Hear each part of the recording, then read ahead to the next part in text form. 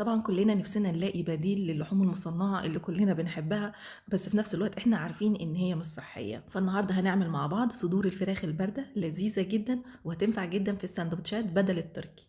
اول حاجة هنحضر محلول النقع. هنحتاج نص كوباية من المية السخنة، مش لازم تبقى مغلية، انا يعني هنا كانت سخنة بزيادة، خلوها سخنة عادي يعني. وهنضيف عليها بعد كده معلقتين كبار من الملح، معلقة كبيرة من البابريكا المدخنة، 3 ورقات لورا، عود من القرفة، معلقة صغيرة من الفلفل الأسود الحب، وممكن كمان لو في كبابة صيني نضيف نص معلقة صغيرة. هنقلبهم كده مع بعض، وبعد كده هنضيف كوبايتين من المية الساقعة.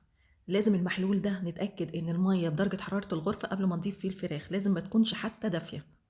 وأنا عشان أضمن ده حطيت كام مكعب من التلج عشان أتأكد إن المية ما فيهاش أي سخونة. بعد كده هنحط فيها الفراخ. يفضل الصدور اللي هنستخدمها تكون صدور كبيرة شوية، يعني أنا الصدرين دول عاملين أكتر من 600 جرام. خدوا بالكم مهم قوي ان محلول النقع يكون مغطي الفراخ تماما بالشكل ده.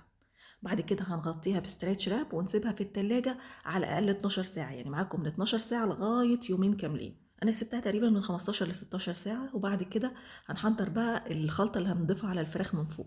معلقتين صغيرين زيت، معلقة صويا صوص، معلقة من صوص الباربيكيو، ومعلقة كمان من دبس الرمان.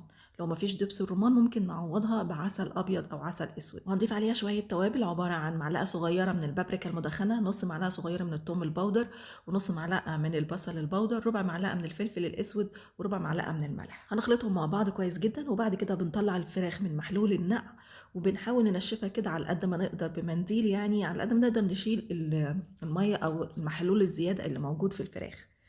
بعد كده هندهنها بقى بالخليط اللي احنا حضرناه. طبعا بندهنها كلها من فوق ومن تحت من كل الجوانب يعني، وده كده بيبقى شكلها. هنجيب بقى طاسة على النار، نحط فيها معلقتين من الزيت، ولازم تبقى سخنة كويس جدا. وبعد كده نحط فيها الفراخ. احنا عايزين ندي الفراخ صدمة عشان تحبس السوائل جواها، عشان تفضل طرية بعد كده. اول ما بتاخد لون من ناحية بنقلبها على الناحية التانية لغاية برضو ما تاخد لون من الناحية التانية. بس كده طبعا، وبنطلعها هي كده لسه ما استوتش، احنا لسه هنكمل التسويه بتاعتها. بالنسبه للمرحله التانية في التسويه في اكتر من طريقه. اول طريقه ان احنا نحطها في كيس حراري وندخلها الفرن حوالي 40 دقيقه. الطريقه التانية ان احنا نحط الفراخ على شبكه، على صينيه يكون حاطين فيها ميه، وندخلها برضو الفرن على درجه حراره 180 190، برضو بتاخد حوالي 40 دقيقه. الطريقه الثالثه ودي بقى اللي انا هعملها معاكم، ان انا بحطها في ورقه من ورق الزبده، وبلفها كويس، وبلفها تاني بورقه فويل من بره بالشكل ده، وبحطهم في صينيه وبدخلهم الفرن درجه حراره برضو 180 190، بياخد تقريبا حوالي 30 35 دقيقه.